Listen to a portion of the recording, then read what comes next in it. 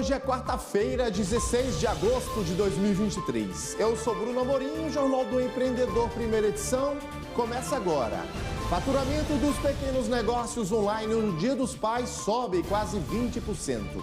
Geraldo Alckmin defende medidas tributárias que facilitem o investimento da indústria e fala em depreciação acelerada. Diesel e gasolina estão mais caros nas distribuidoras. E a posição do governo sobre o apagão, que atingiu 26 estados e o Distrito Federal nessa terça-feira. Tudo isso e muito mais você confere aqui e agora no Jornal do Empreendedor, primeira edição. O presidente do Banco Central participou de um encontro com integrantes da Frente Parlamentar do Empreendedorismo.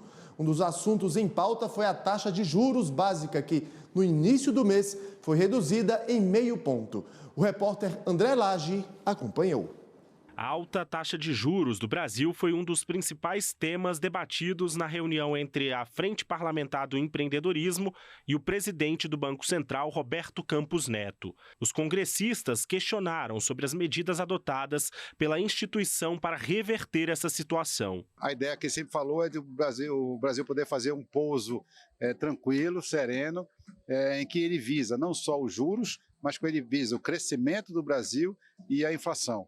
Porque isso gera desemprego. Então, o problema é compatibilizar isso tudo.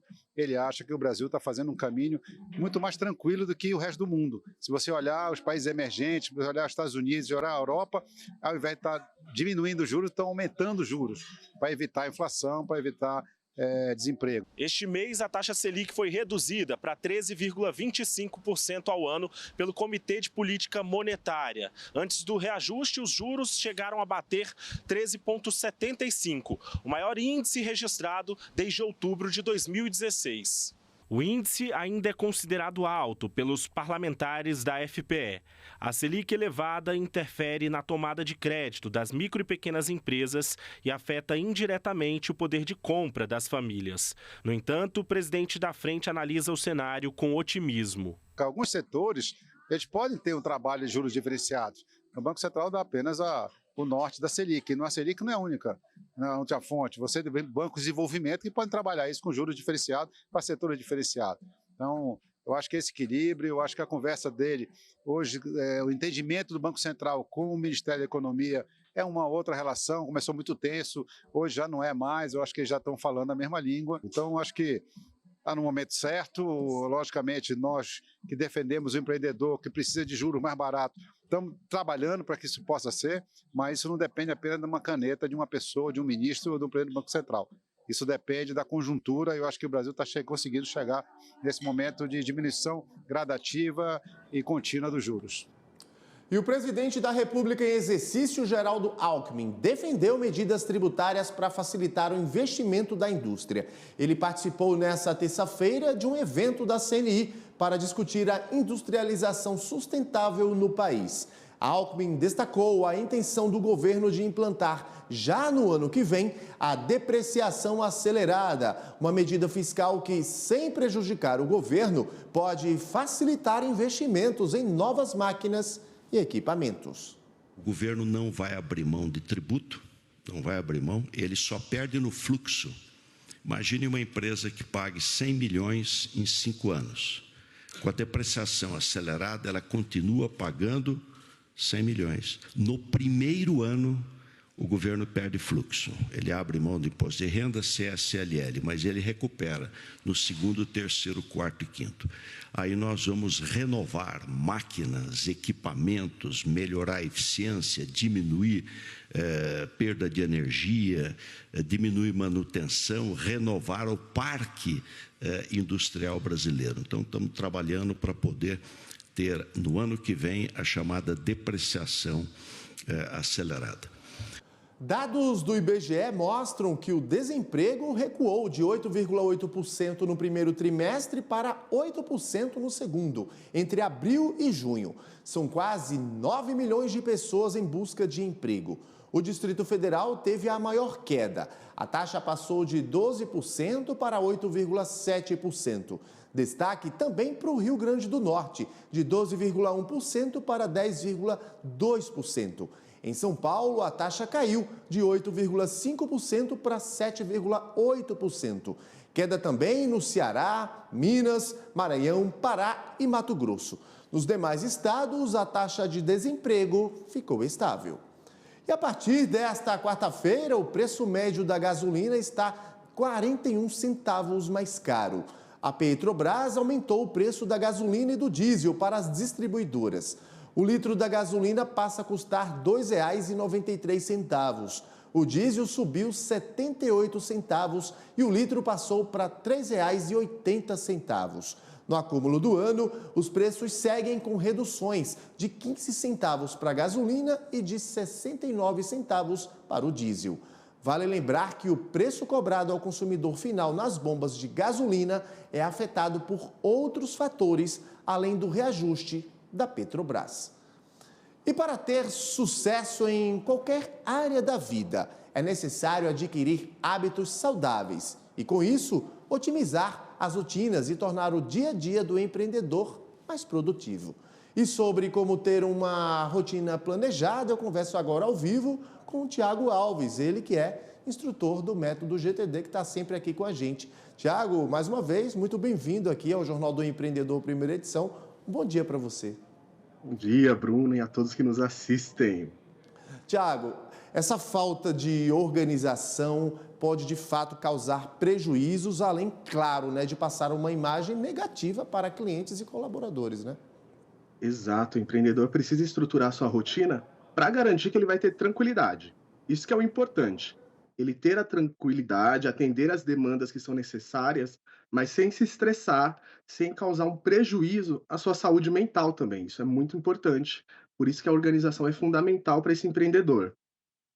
Tiago, acaba que o empreendedor ele se pega justamente nessa questão. O que priorizar no ambiente de trabalho?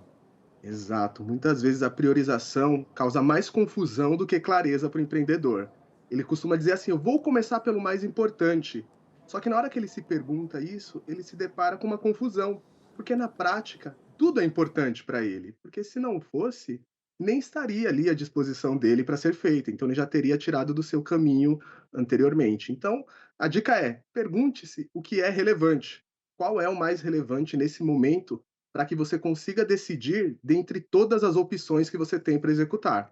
E quando a gente fala de prioridade, só quer dizer que é aquela atividade que vem primeiro, não quer dizer que ela não é, que as outras não são tão importantes. Mas é porque você precisa sempre fazer uma coisa por vez, não dá para ser multitarefas.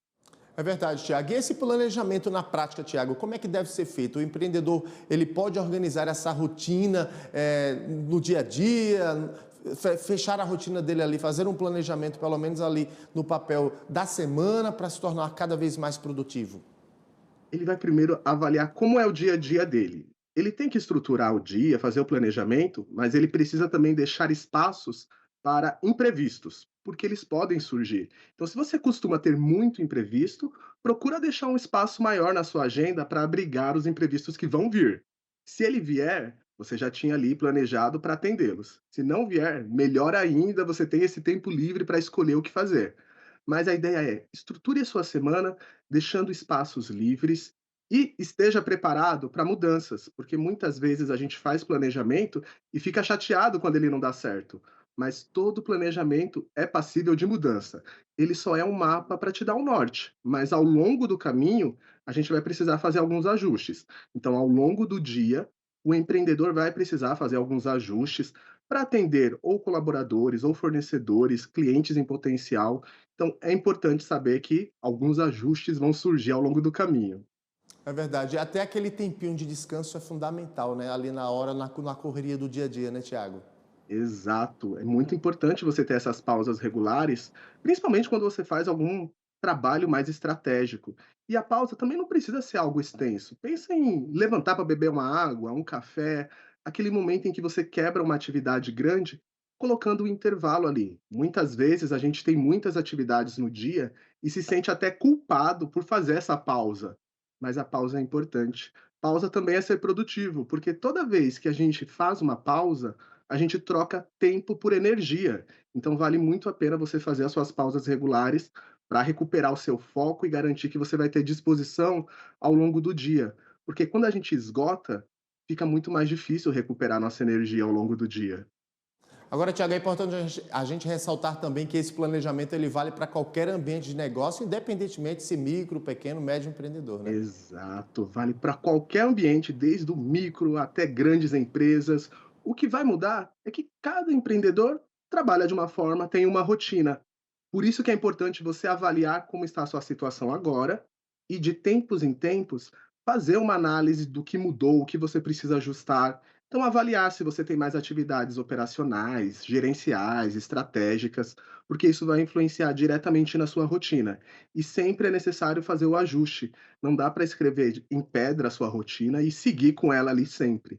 Você vai precisar mudar, porque a vida vai mudando o tempo todo. Então você também vai precisar fazer esses pequenos ajustes ao longo dos seus dias. Dicas valiosas aí do Tiago Alves, ele que é instrutor do Método GTD. Agradecer aqui mais uma vez sua participação conosco, Tiago. Obrigado, Bruno, e a todos. Um ótimo dia e até a próxima. Até a próxima. E no próximo bloco, São Paulo recebe uma feira para quem trabalha, vende e produz chocolate. É rapidinho, não sai daí.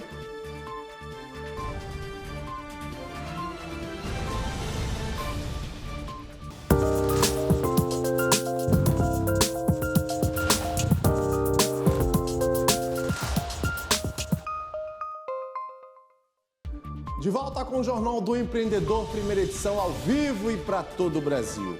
Atenção, chocolateiros, produtores de cacau e fãs de chocolate de vários locais do país. Está sendo realizada em São Paulo a terceira Brasil Bean to Bar Chocolate Week. O evento reúne os principais atores da cadeia de cacau, além de promover discussões e apresentar as principais tendências do setor. Sobre o encontro, a gente conversa agora ao vivo com o Tuta Aquino, ele que é vice-presidente da Associação Bean to Bar Brasil. Tuta, seja bem-vindo aqui ao Jornal do Empreendedor, primeira edição. Bom dia para você. Bom dia, Bruno. Obrigado pelo convite. É um prazer estar aqui com vocês. Vamos falar um pouquinho de chocolate, né? Um assunto que todo mundo acha que gosta bastante. É verdade, né? Todo mundo adora, eu também, você com certeza. Tuta, o que é? Explica pra gente que conceito é esse, o Bean to Bar. É um conceito que no Brasil agora tomou um volume muito bacana, ainda é um mercado de nicho, mas foi criado nos Estados Unidos por uma dupla de irmãos que estavam inconformados que o chocolate tinha um sabor padronizado. E descobriram que o cacau tinha, em suas várias origens, através de uma pesquisa, sabores muito distintos de onde eles vêm. Então, começaram a utilizar a amêndoa integral do cacau, que é uma das diferenças entre o chocolate Bean to Bar e o chocolate comercial, para assim valorizar esse sabor único de cada amêndoa. Mas vai um pouquinho além, né? Nós temos alguns outros pilares que eles estabeleceram e nós utilizamos na nossa indústria, que, na realidade, além disso, valorizamos também a produção de qualidade com sustentabilidade e pagamos melhor pelo valor da amêndoa e trazemos, assim, o produtor de cacau para dentro dessa cadeia de uma forma mais digna, né? Recebendo um valor mais correto pelo seu trabalho de qualidade. Tuta, falando do produtor de cacau, dos empreendedores brasileiros, como que principalmente os pequenos empreendedores estão inseridos nesse mercado? A importância deles, eu imagino que por ser aí um pouco artesanal, né, deve haver muita micro e pequena empresa envolvida, né?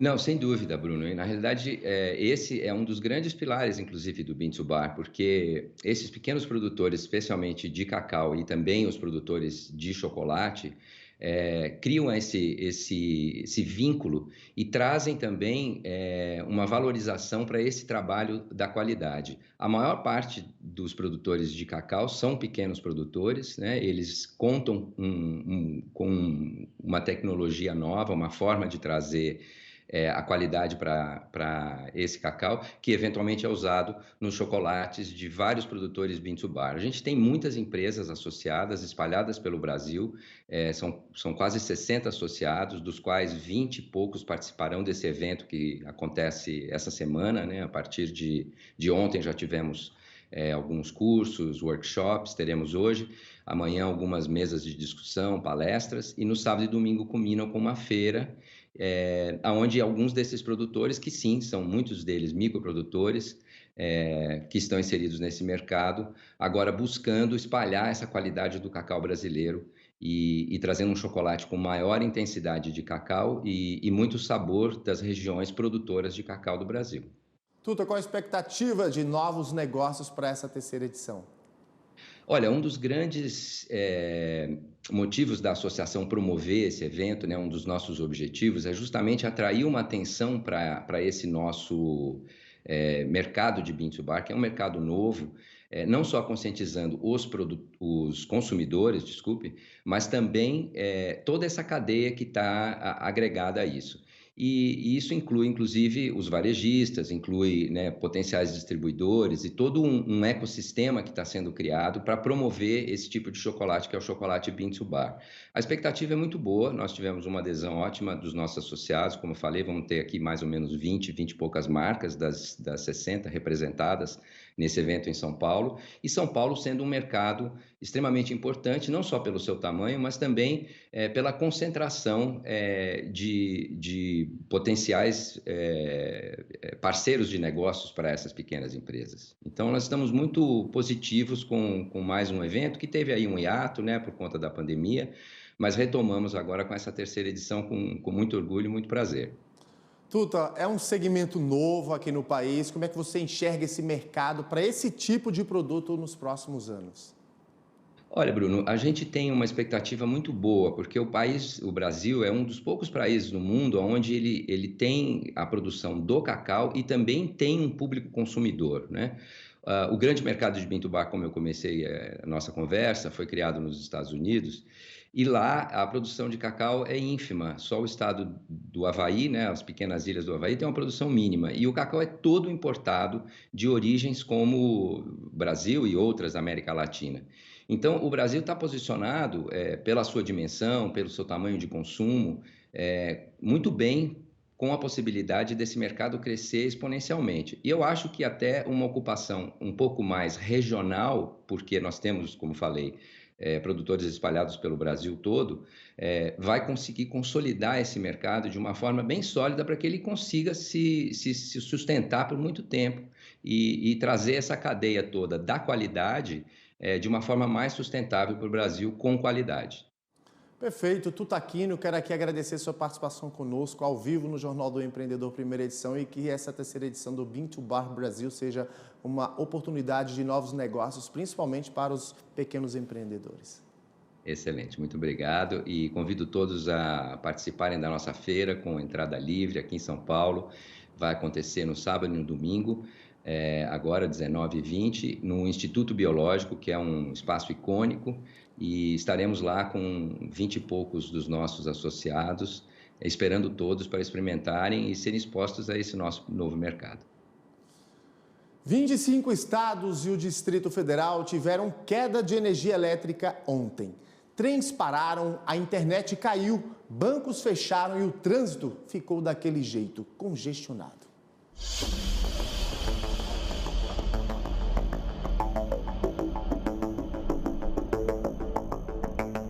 Uma terça-feira caótica para milhões de brasileiros que começaram o dia sem luz. A região mais atingida foi a Nordeste. Em Salvador, passageiros tiveram que deixar o metrô a pé e o acesso às estações foi fechado. Todo mundo depende do metrô e chega na hora o metrô falta. O trânsito ficou complicado com os semáforos apagados. Bancos ficaram fechados pela manhã.